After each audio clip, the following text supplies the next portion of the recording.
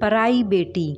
मेरी शादी अनूप के साथ बंगाली रीति रिवाज से हुई थी और मेरे ससुराल वालों ने मेरा मान रखते हुए मुझे अपनी पसंद की ड्रेस पहनने की इजाज़त दे दी और मैं बहुत खुश थी ये सोचकर कि मेरे ख़ास दिन पर मुझे अपने मन की करने का मौका मिला।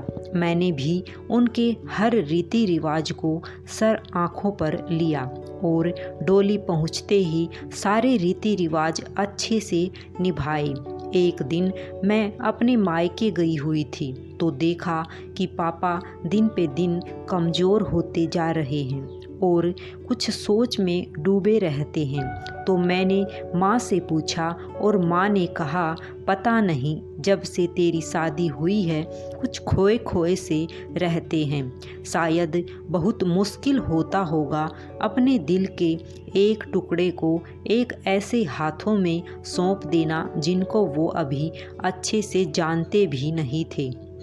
मैंने पापा के साथ शाम की चाय पी और जानने की कोशिश की कि आखिर बात क्या है, लेकिन कुछ समझ नहीं आया।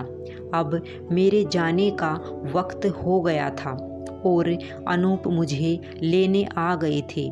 मैंने पापा से ऐसे हाथ छुड़वाया जैसे पापा ने मुझसे छुड़वाया था जब उन्होंने मुझे फर्स्ट टाइम स्कूल ड्रॉप किया था।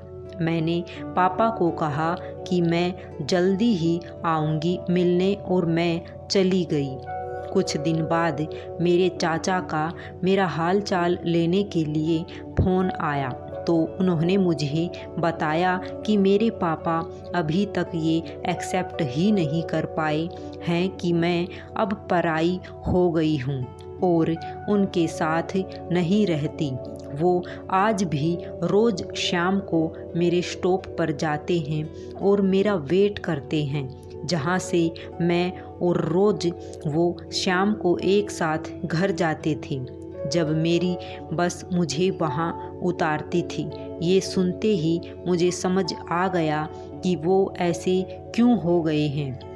मैं अपनी आँखों से आंसू पोंछती हुई बालकनी में जाकर बारिश को देखने लगी और सोचने लगी कि भले ही बेटों को कह दिया जाए कि बहू के आने के बाद तुम पराए हो गए हो, लेकिन कड़वा सच ये है कि बेटी का तो शादी के बाद हकदार ही बदल जाता है और उस बाप के पास रह जाती हैं बस यादें, कुछ खट्टी कुछ मीठी सी।